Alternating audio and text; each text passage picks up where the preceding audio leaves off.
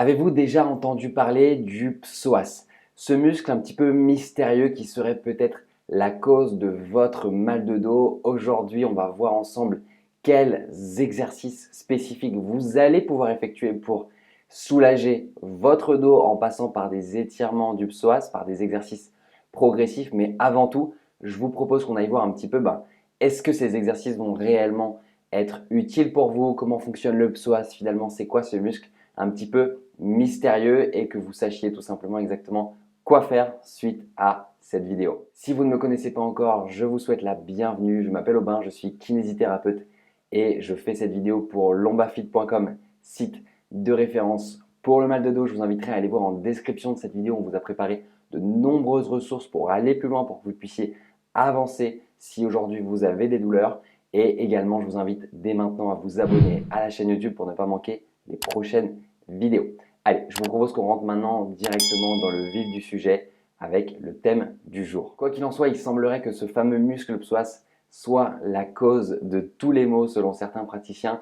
Bon, j'exagère un petit peu, mais en tout cas, c'est important qu'on puisse remettre un petit peu les bases. D'abord, en parlant un tout petit peu finalement d'anatomie pour que vous compreniez c'est quoi ce fameux muscle psoas, quel est le lien avec votre mal de dos potentiellement et derrière, qu'est-ce que vous allez pouvoir mettre en place. Donc, ce muscle psoas, en réalité, comment est-ce qu'il fonctionne? Eh bien, pour mieux comprendre sa relation avec la colonne vertébrale, il faut comprendre déjà que le psoas, il est à l'origine des vertèbres T12 à L5 et il s'attache au niveau du petit trochanter du fémur, c'est-à-dire au niveau finalement du haut de la cuisse. Et ce qu'il faut comprendre, c'est que c'est l'unique muscle du corps humain qui rattache la cuisse au tronc. Et son rôle principal, ça va être la flexion de hanche, donc ramener le genou vers les épaules. Et il va avoir également d'autres rôles au niveau du mouvement des hanches et de la stabilisation du tronc. Donc si aujourd'hui vous avez une hyperlordose lombaire, c'est tout simplement un creux exagéré au niveau du bas du dos, on vous dira peut-être que votre psoas est raccourci. En effet, si on a un psoas qui est raccourci, étant donné son origine et sa terminaison, eh bien, on va du coup avoir un raccourcissement et donc le dos qui va venir se creuser. Pourquoi? Tout simplement parce que le psoas iliaque s'attache en avant du tronc et du bassin et sa rétraction pourrait créer une antéversion du bassin, c'est-à-dire une hyperlordose au niveau des fessiers et pourrait également du coup avoir des causes de mal de dos, de douleurs lombaires notamment. Donc dans cette optique, c'est pour cela qu'on va en général vous inviter à étirer les fléchisseurs de hanche, donc le psoas, et à renforcer les muscles fessiers, les muscles de la chaîne postérieure, ce qui permettrait de rééquilibrer les chaînes, de diminuer la lordose lombaire et donc de soulager les symptômes. Ça paraît simple comme solution, mais en réalité, c'est un petit peu plus complexe que ça. Pourquoi? Parce que on va observer des personnes qui ont des hyperlordoses très prononcées et qui n'ont pas de douleur. Et on va également observer des personnes qui n'ont pas d'hyperlordose et qui ont des douleurs. Donc en réalité, c'est un peu plus complexe que ça et on ne peut pas déterminer de manière très certaine que le psoas va être la cause des douleurs de dos et la cause même d'une hyperlordose. On a aussi des facteurs génétiques qui parfois ne sont pas en cause des douleurs. Autre petit souci, c'est que là, on a parlé d'étirement du psoas dans le but de redonner du mouvement, dans le but d'améliorer cette antéversion du bassin. Sauf que dans certains cas, c'est l'inverse. Ce n'est pas le psoas qui va être trop raide, au contraire, ça va être un psoas qui est trop faible et qu'on va avoir besoin du coup de renforcer cette fois-ci. Donc l'inverse, on ne va pas étirer le psoas, on va le contracter pour le renforcer. Donc si je résume un petit peu ce que je viens de dire, si vous avez des douleurs de dos, il est probable que votre muscle psoas soit trop souple, trop lâche. Et dans ce cas-là, on va avoir besoin peut-être de le renforcer. Et d'un autre cas, il se pourrait aussi que ce psoas soit trop raide. Et à cet endroit-là, l'intérêt, ça va être de l'étirer. Et peut-être que même, dans un troisième cas, vos douleurs de dos ne sont pas du tout corrélées à votre psoas. Et en réalité, c'est très difficile de déterminer finalement laquelle de ces trois options est la bonne pour vous. Je vous invite tout de même à vous diriger vers votre professionnel de santé qui, lui, vous aidera de manière plus spécifique, forcément, à déterminer peut-être une de ces trois causes. Maintenant, ce que je vous propose aussi, c'est surtout d'essayer, de faire des tests sur vous-même afin de voir ce qui fonctionne. Donc maintenant, comment déterminer si le muscle psoas a besoin d'être renforcé, a besoin d'être étiré? Je vous propose déjà de voir un test qui s'appelle le test de Thomas. Ce test de Thomas, il va nous permettre de déterminer si votre psoas est trop raide ou non. Donc ce test, comment est-ce qu'il fonctionne? Tout simplement, vous allez d'abord vous coucher sur le dos en bout de table et en utilisant vos bras, vous allez venir plier votre hanche de manière à ramener le genou vers votre poitrine.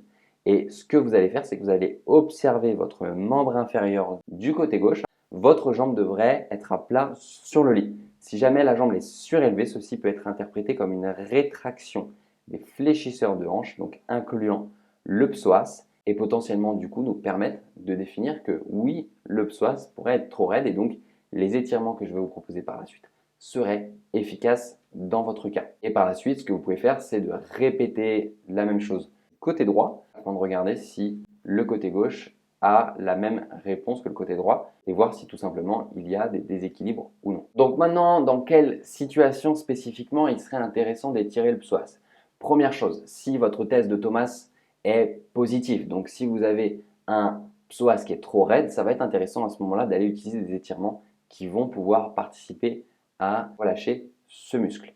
Maintenant, si vous avez des douleurs de dos chroniques et que vous n'avez pas encore testé cette solution, pourquoi pas l'essayer sur une période de temps suffisamment longue pour pouvoir conclure et avoir des résultats qui nous permettent tout simplement de tirer déjà des conclusions. On peut également le faire quand on souffre de cruralgie, quand on a une position assise prolongée pendant très longtemps dans la journée. On va avoir tendance à avoir les jambes fléchies très longtemps et donc du coup d'aller étirer ces fléchisseurs, ça va être aussi intéressant.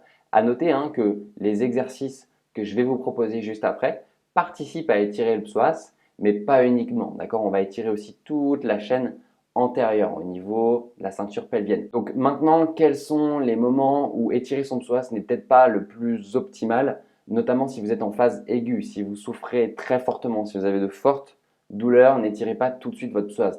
D'abord, dirigez-vous vers votre professionnel de santé. Maintenant, si vous avez observé que votre psoas, vos fléchisseurs de hanche étaient très faibles, d'accord, si vous avez des difficultés à lever votre jambe, eh bien, il serait plus intéressant potentiellement de le renforcer plutôt que de l'étirer. C'est important aussi de comprendre ça. Ok, donc maintenant, ce que je vous propose, c'est qu'on passe à la partie exercice. Si vous avez identifié avec ce qu'on a vu jusqu'ici que étirer votre psoas pourrait être bénéfique dans votre situation, je vous propose donc de regarder les 6 exercices que je vais vous proposer par la suite qui sont évolutifs, qui sont progressifs et qui vont vous permettre de soulager potentiellement vos symptômes. Je vous invite à faire les exercices de manière régulière pendant un temps suffisamment élevé, peut-être pendant une semaine, 2 semaines, peut-être 3 semaines, pour voir des résultats ou non, et donc adapter le traitement, peut-être aussi en accord avec votre professionnel de santé. Allez, on passe tout de suite aux exercices, c'est parti.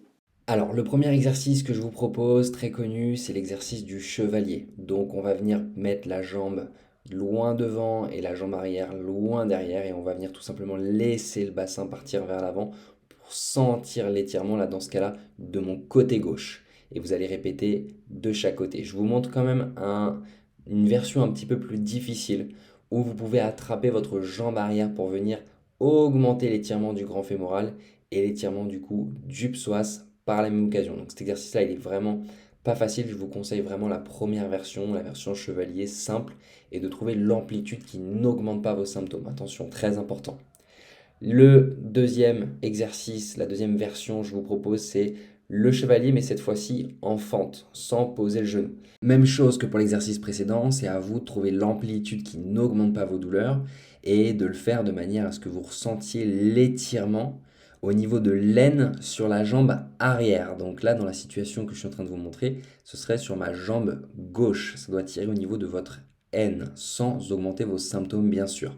Je vous montre quand même une autre version de ce chevalier debout où vous pouvez utiliser un support pour mettre votre pied arrière. Ça vous permettra d'augmenter l'étirement, d'augmenter la tension et de modifier également l'exercice, toujours sous le seuil de douleur, je me répète. Ok, j'espère que ces exercices vont vous permettre d'avoir des résultats. J'espère que vous allez aussi les mettre en pratique, d'accord? Petite précision, le concept de surcharge optimale est très important. Qu'est-ce que j'entends par là? Faites-le de manière progressive. D'abord, étirez très légèrement, sans forcer.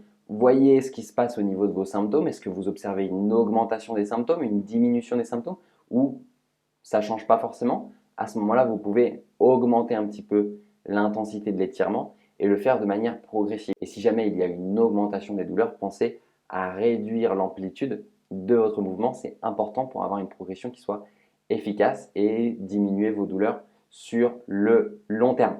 J'espère que cette vidéo vous a plu. Laissez-nous un petit commentaire en dessous de cette vidéo pour nous poser vos questions. On viendra vous répondre avec plaisir. En attendant, abonnez-vous à la chaîne YouTube et je vous invite également à regarder en description de cette vidéo pour pouvoir bénéficier de tous les contenus supplémentaires que nous vous avons préparés.